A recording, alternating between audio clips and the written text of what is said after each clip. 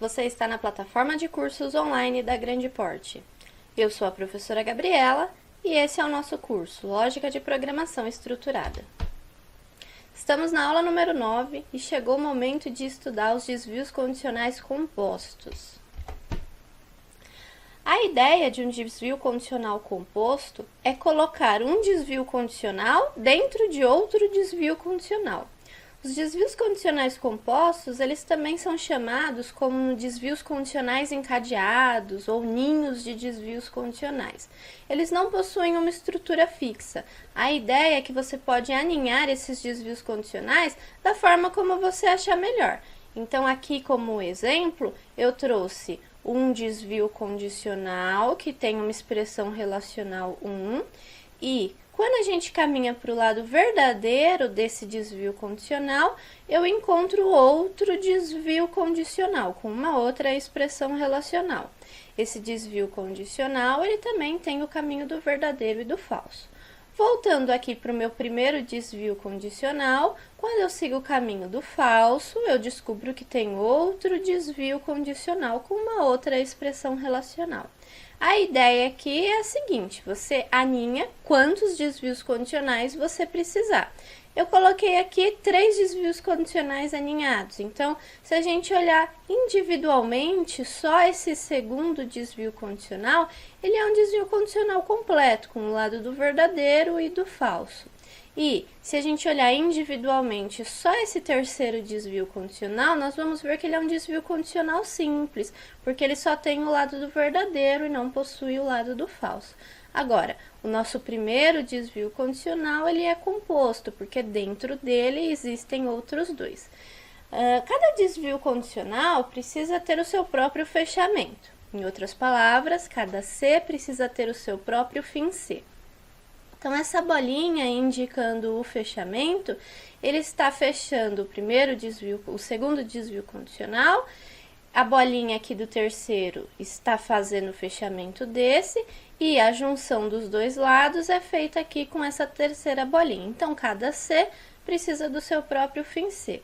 E a estrutura, ela não é fixa, tá, pessoal? Você pode colocar quantos desvios condicionais você precisar, dos tipos que você precisar, não existe uma estrutura fixa.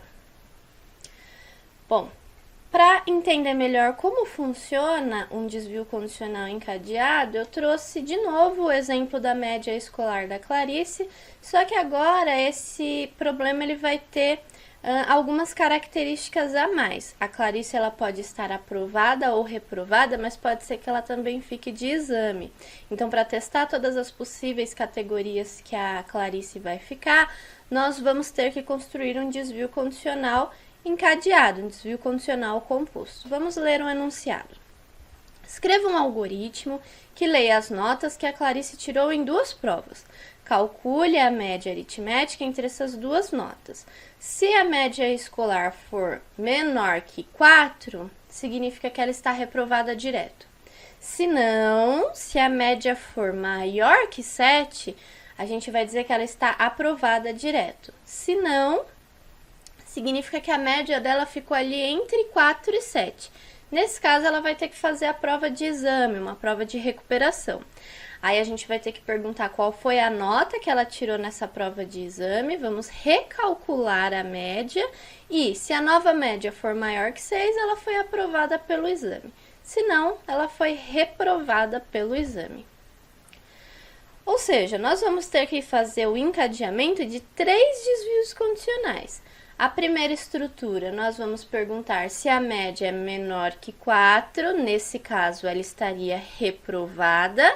Se não, se a média for maior que 7, ela está aprovada. Se não, significa que ela está de exame. Então, a gente vai ter que coletar aqui a nota do exame, recalcular a média. Se a nova média for maior que 6, então ela está aprovada pelo exame. Se não, ela está reprovada pelo exame. Percebam que cada C tem o seu próprio fim C. E é importante a gente colocar os desvios condicionais identados dentro dessa estrutura. Assim fica mais fácil da gente perceber quem está dentro de quem. Só para a gente enxergar essa estrutura num formato diferente. Então, a pergunta máxima, né, o primeiro desvio condicional ali na nossa estrutura é se a média é menor que 4. Aí nós temos duas possíveis respostas, sim e não. Se a resposta for sim, já chegamos no aprovada direto. Se a resposta for não, vamos ter que fazer mais uma pergunta. A média é maior que 7? Se a resposta para essa segunda pergunta for sim, nós vamos mostrar a mensagem aprovada direta.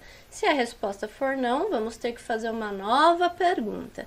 Se a nova média dela é maior que 6. Se a resposta for sim, ela é aprovada pelo exame. Se a resposta for não, ela é reprovada pelo exame. Uma dica, pessoal. Percebam que nesse exercício nós temos 4 situações: reprovada direta, aprovada pelo exame, reprovada pelo exame. Sempre que você tiver um algoritmo com N situações, nesse caso aqui 4, você precisa resolvê-lo com a mesma quantidade de situações menos 1. Então, se eu tenho 4 situações, 4 menos 1, 3. Então, eu resolvo com 3 desvios condicionais encadeados. Se eu tenho 5 situações, 5 menos 1, 4. Então, eu resolvo com 4 desvios condicionais encadeados. E assim sucessivamente. Então, sempre que vocês precisarem construir uns desvios condicionais encadeados para selecionar um determinado número de categorias, é só subtrair 1 da quantidade de categorias e você sabe quantos desvios condicionais você vai encadear. É só uma dica, você poderia ter resolvido sem ter percebido essa situação. Enxergando agora no formato de diagrama de blocos, fluxograma, né, que a gente vem trazendo também em alguns exemplos. Então, aqui na minha primeira pergunta, no meu primeiro desvio condicional, se a média é menor que 4, eu vou exibir que está aprovado direto e vou embora. Se não, se a média for maior que 7, eu vou exibir aprovado direto e vou embora. Se não, se a média estiver entre 4 e 7, eu vou coletar os dados do exame, vou recalcular a média. Se essa nova média for maior que 6, aprovada pelo exame, se não, reprovada pelo exame. Percebam que cada C tem a sua própria bolinha, o seu próprio fim C. Essa estrutura aqui é completamente diferente da primeira que a gente mostrou. Reforçando novamente, os desvios condicionais compostos não têm uma estrutura física, a estrutura varia de acordo com a necessidade, de acordo com o problema que você está resolvendo. Bom, a solução aqui é em pseudocódigo. Nessa primeira parte nós temos o algoritmo ainda com lógica sequencial, né, onde eu declaro as variáveis, coleto as notas, calculo a média e exibo a média. Depois, existe uma situação onde eu preciso decidir se está aprovado direto ou reprovado direto. Então, aqui eu já tenho 2 desvios condicionais alinhados. E, por último, a situação onde a pessoa está com o exame, né? Vai fazer exame. Então, eu coleto a nota do exame, recalculo a média e decido se vai estar aprovado ou reprovado pelo exame. Vamos resolver esse algoritmo em pseudocódigo, usando o Visual G. Então, eu vou chamar esse algoritmo de média Clarice 2. Vamos declarar todas as variáveis que a gente vai usar. Então, nota 1, nota 2, média, a nova média, que nós vamos calcular em 2 situações, dependendo, né? Nota 1, nota 2, média e nova média. Todos esses valores vão ser do tipo real. Vamos ao início do nosso algoritmo. Escreva: informe a nota 1 e leia nota 1. Informe a nota 2, leia a nota 2. Vamos calcular a primeira média agora. Média vai receber nota 1 mais nota 2 dividido por 2. E vamos mostrar essa média que a gente acabou de calcular. Sua média é... e o valor da média. Agora, a gente começa as nossas estruturas de desvios condicionais. Então, a primeira, se a média for menor que 4, então, se a média for menor que 4, então a gente vai mostrar a mensagem reprovada direto. Se não, se a média for maior que 7, então,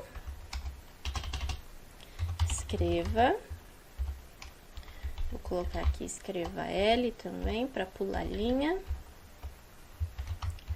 aprovada direto. Se não, então, se não foi nem reprovado direto e nem aprovado direto, significa que ficou de exame, né? A média está ali entre 4 e 7. Então, nesse caso, a gente vai mostrar uma mensagem. Informe a nota do exame. Que, aliás, ficou faltando declarar aqui em cima.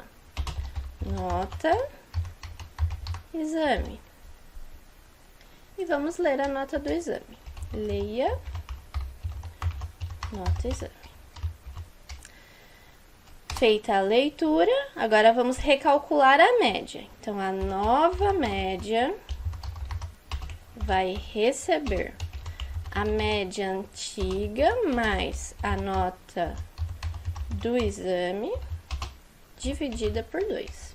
Vamos mostrar, né, esse valor. Escreva L, a nova média é, vamos mostrar a nova média.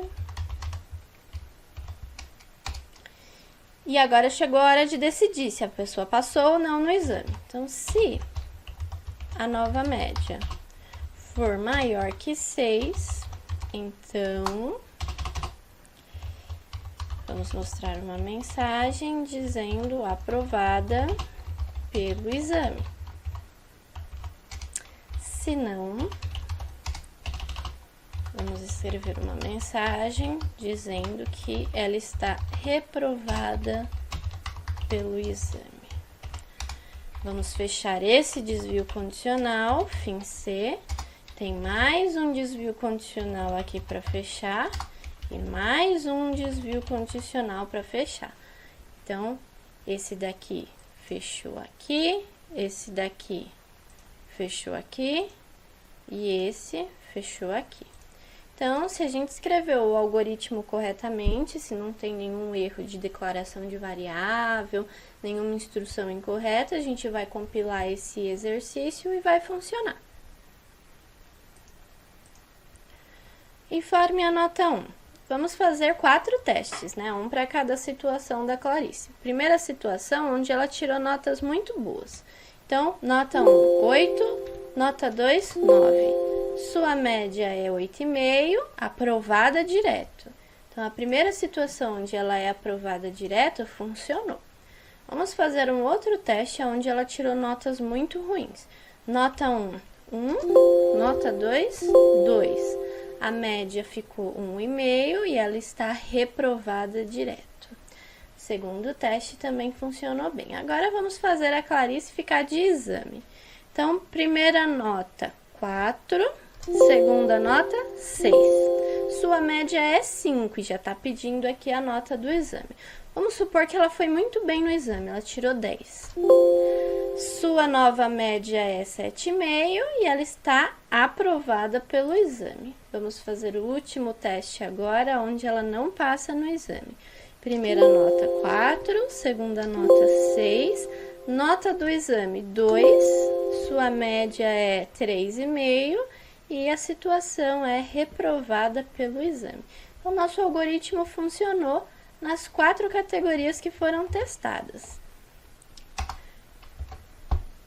É isso aí, pessoal. Leia a apostila, faça todos os exercícios propostos para essa aula e a gente se vê nos próximos vídeos. Conte para os seus amigos sobre os nossos encontros. Até mais!